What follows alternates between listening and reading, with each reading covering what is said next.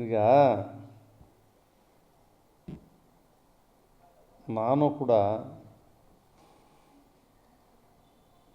ಮಾತಾಡೋದನ್ನು ನಾನು ಸ್ವಲ್ಪ ಭಾಳ ಅರ್ಲಿ ನನ್ನ ಸ್ಟೇಟ್ಮೆಂಟ್ಗಳು. ನಾನು ನೇರವಾಗಿ ಹೇಳ್ತಕ್ಕಂಥದ್ದನ್ನು ತಪ್ಪಾಗಿ ಅರ್ಥೈಸ್ತಾರೆ. ನಾನು ಹೇಳೋದೇನು ಅಂತ ಹೇಳಿದ್ರೆ, ಯಾರಾದರೂ ಆಗಲಿ ಒಬ್ಬರು ದೂರದಾರ, ಸ್ನೇಹಮಯಿ ಕೃಷ್ಣನೇ ಇರ್ಬೋದು, ಗಂಗರಾಜನೇ ಇರ್ಬೋದು, ಅದು ಇನ್ನೂ ಹಲವಾರು ಇದ್ದಾರೆ, ಆಟೆ ಕಾರ್ಯಕರ್ತರಿದ್ದಾರೆ. ಅವರು ಒಂದು ಪತ್ರ ಸಿಕ್ಕಿದ ಕೂಡಲೇ ಅದನ್ನು ದೂರು ಕೊಡ್ತಾರೆ, FIR ಮಾಡ್ತಾರೆ. FIR ಮಾಡೋದು ಅದಕ್ಕೆ ತನಿಖೆ ಮಾಡಲಿಕ್ಕೆ. ನಾನು ಅದಕ್ಕೆ ಏನು ಹೇಳಿದ್ದು ಅಂದರೆ, ಒಂದು FIR ಆದ ಕೂಡಲೇ ಯಾರನ್ನೇ ಆಗಲಿ ಅಧಿಕಾರದಲ್ಲಿ ಇರ್ತಕ್ಕಂಥವ್ರನ್ನ, ಸಿದ್ದರಾಮಯ್ಯನವ್ರನ್ನೇ ಮುಖ್ಯಮಂತ್ರಿ, ರಾಜೀನಾಮೆ ಕೊಡಿ ಸ್ಲೋಗನ್ ಇದೊಂದೇ ಆಯ್ತಲ್ಲ. ಯಾರಾದರೂ ಒಂದು ಇವತ್ತಾದರೂ ಕೂಡ ಲೋಕಾಯುಕ್ತ ಯಾವುದೇ ಸಾಕ್ಷಿಗಳೇ ಇಲ್ಲ ಅಂತ ಏನು ಹೇಳಿದ್ದಾರೆ, ಅದಕ್ಕೇನು ಸಾಕ್ಷಿ? ಸಿದ್ದರಾಮಯ್ಯನವ್ರಿಗೇನು ಸಂಬಂಧ? ಅವ್ರ ಹೆಂಡತಿ ತಮ್ಮ ನನಗೆ ಗೊತ್ತಿರೋ ಹಂಗೆ ಭಾಳ ಹಿಂದೆ ಭಾರಿ ದೊಡ್ಡ ರಿಯಲ್ ಎಸ್ಟೇಟ್ ಏನು ಮಾಡ್ತಿರಲಿಲ್ಲ. ಅವನು ಒಂದು 10-15-20 ಎಕರೆವರೆಗೂ 20-25 ಎಕರೆ ರಿಯಲ್ ಎಸ್ಟೇಟ್ ಮಾಡಿರ್ಬೋದು ಆಗಿನ ಕಾಲದಲ್ಲಿ. ಆ ಸಂದರ್ಭದಲ್ಲಿ ಯಾರಾದರೂ ಲ್ಯಾಂಡ್ ಪರ್ಚೇಸ್ ಮಾಡೋರು ಏನು ನೋಡ್ತಾರೆ? ಒಂದು ಪಾಣಿ ನೋಡ್ತಾರೆ, ಒಂದು ಪಟ್ಟೆ ನೋಡ್ತಾರೆ, ಅವ್ರು ಕೊಟ್ಟರೆ ದಾಖಲಾತಿನ, ರೆವಿನ್ಯೂ ದಾಖಲಾತಿ ಏನು ಕೊಡ್ತಾರೆ ಇವತ್ತಿಂದು, ಅದು ನೋಡಿದ ಕೂಡಲೇ ಅಗ್ರಿಮೆಂಟೋ ಕ್ರಯನ ಮಾಡ್ಕೊಂಬಿಡ್ತಾರೆ. ಅದಾದಮೇಲೆ ಹಿಂದಿನ ದಾಖಲಾತಿಗಳನ್ನು ತೆಗೆದು ನೋಡಿದಾಗ ತಾತನ ಕಾಲದಿಂದ ಹಿಂದೆ ಯಾವನಿಗೋ ಸಾಗುವಳಿ ಆಗಿರ್ತದೆ, ಅವನು ಯಾರಿಗೋ ಮಾರಾಟ ಮಾಡಿರ್ತಾನೆ, ಅವನಿಂದ ಇನ್ನೊಂದು ಆಗಿರ್ತದೆ. ಇವೆಲ್ಲ ಪರಿಶೀಲನೆ ಮಾಡಿದ್ಮೇಲೆ ತಾನೇ ಗೊತ್ತಾಗೋದು ಆಗ್ತಕ್ಕಂಥದ್ದು. ಆದರೆ ಇವೆಲ್ಲವೂ ಕೂಡ ಪ್ರತಿನಿತ್ಯ ನಡೀತಕ್ಕಂಥದ್ದು. ಬೆಂಗಳೂರಿರಲಿ, ಮೈಸೂರಿರಲಿ, ರಾಜ್ಯದಲ್ಲಿ ಯಾವುದೇ ಭಾಗದಲ್ಲೂ ಕೂಡ ನಡೀತಕ್ಕಂಥದ್ದು.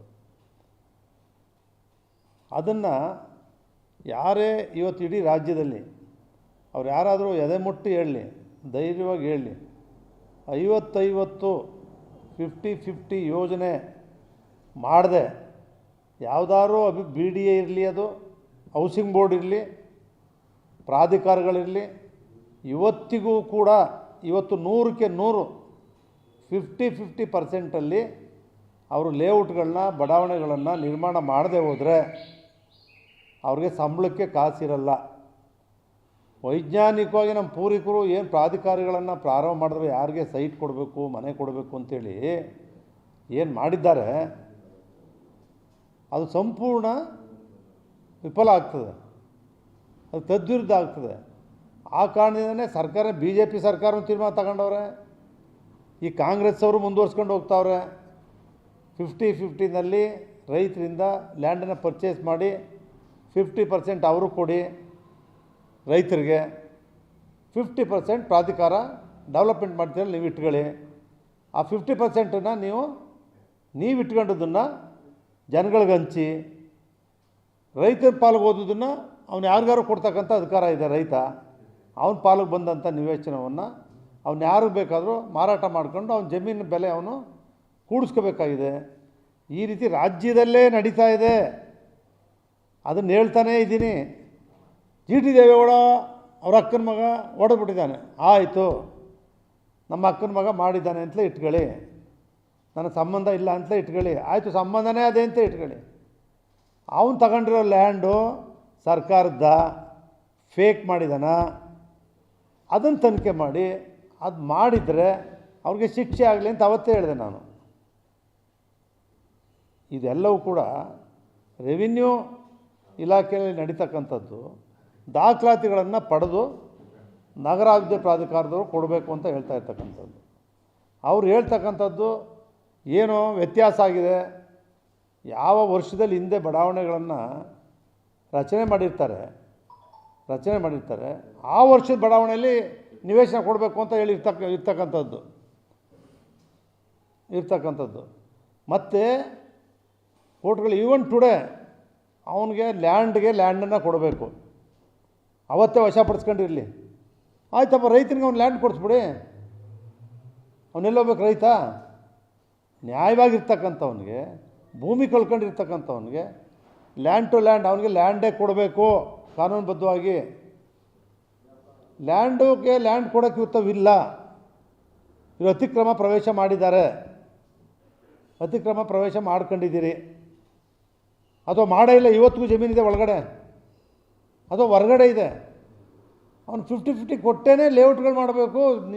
ಇವರ ಉದ್ದೇಶ ಏನಿದೆ, ಹೊಸ ಬಡಾವಣೆಗಳನ್ನು ನಿರ್ಮಾಣ ಮಾಡಿ ಅದು ಮಧ್ಯಮ ವರ್ಗದವ್ರಿಗಿರ್ಬೋದು, ಬಡವ್ರಿಗಿರ್ಬೋದು.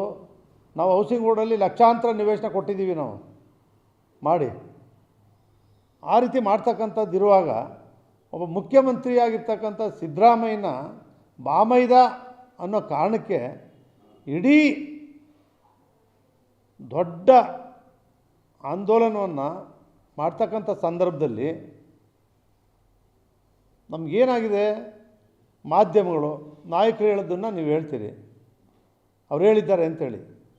ಪ್ರತಿಯೊಬ್ಬರಿಗೂ ಕೂಡ ಸಿದ್ದರಾಮಯ್ಯನವರು ಮುಖ್ಯಮಂತ್ರಿ ರಾಜೀನಾಮೆ ಕೊಡಬೇಕು ಅಂದಾಗ FIR ಆದವರೆಲ್ಲರೂ ಕೂಡ ರಾಜೀನಾಮೆ ಕೊಡೋ ಅಗತ್ಯ ಇಲ್ಲ ಅಂತಕ್ಕಂಥದ್ದನ್ನು ಹೇಳಿದೆ ನಾನು.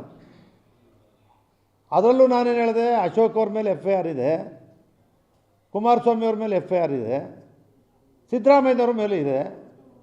ಕೊಟ್ಟರೆ ಇವರೆಲ್ಲರೂ ಕೊಡಬೇಕಾಗ್ತದೆ. ಕೇಂದ್ರದ ಮಂತ್ರಿಗಳ ಮೇಲಿದೆ, ಕೇಂದ್ರದ ಹಾಲಿ ಸಚಿವರುಗಳ ಮೇಲೆ ಅವತ್ತು FIR ಹಾಕಿ ಮೊಕದ್ದಮೆಗಳಿದ್ದಾವೆ, ರಾಜ್ಯದಲ್ಲಿರೋರ ಮೇಲಿದ್ದಾವೆ, ಎಲ್ಲ ಪಕ್ಷದವ್ರ ಮೇಲೂ ಇದ್ದಾವೆ. FIR ಆದ ಕೂಡಲೇ ರಾಜೀನಾಮೆ ಕೊಡೋ ಅಗತ್ಯ ಇಲ್ಲ ಅಂತಕ್ಕಂಥದ್ದನ್ನು ಹೇಳಿದ್ದನ್ನೇ ನಾನು ಸಿದ್ದರಾಮಯ್ಯನವ್ರ ಪರ ಏನೋ ಮೂಡಾದಲ್ಲಿ ಮಾಡಿಬಿಟ್ಟಿದ್ದಾರೆ. ಯಾರು ಹೇಳೋರು? ಹಾಲಿ ಮೂಡಾದಲ್ಲಿ ಸಭೆಗಳಲ್ಲಿ ಭಾಗವಹಿಸಿ ಸಹಿ ಹಾಕಿ ಬಂದಿರೋರು ಈಚೆ ಬಂದು ಸ್ಟೇಟ್ಮೆಂಟ್ ಕೊಡ್ತಾರೆ. ಹಾಲಿ ನಾನು ಹೇಳ್ತಾ ಇರ್ತಕ್ಕಂಥವ್ರು ಯಾರೂ ಕೂಡ ಇವತ್ತಿನವರೆಗೆ ಅಲ್ಲಿರ್ತಕ್ಕಂಥ ನಗರಾಧಿ ಪ್ರಾಧಿಕಾರದಲ್ಲಿರ್ತಕ್ಕಂಥವ್ರು 19-20 ಜನ, 5-6 ಜನ MLAಗಳು, 3-4 ಜನ MLCಗಳು ಎಲ್ಲ ಇರೋರು ಯಾರೂ ಕೂಡ ಇದು ತಪ್ಪಾಗಿದೆ, ಮಾಡಲಿಕ್ಕೆ ಬರಲ್ಲ ಅಂಥೇಳಿ ಒಂದೇ ಒಂದು ಡೀಸೆಂಟ್ ನೋಡಿ ಇವತ್ತಿನವರೆಗೂ ಕೂಡ ಇಲ್ಲ ನಗರಾಧಿ ಪ್ರಾಧಿಕಾರದಲ್ಲಿ. ಅವರು ಕೂಡ ಇದನ್ನು ಹೇಳ್ತಾರೆ. ಅವರು ಭಾಗಿಯಾಗಿದ್ದಾರೆ ಅಂದಮೇಲೆ ನಾನು ತಪ್ಪಿತಸ್ಥ GD ದೇವೇಗೌಡ ಅಂದರೆ ಅವರು ತಪ್ಪಿತಸ್ಥರೆ.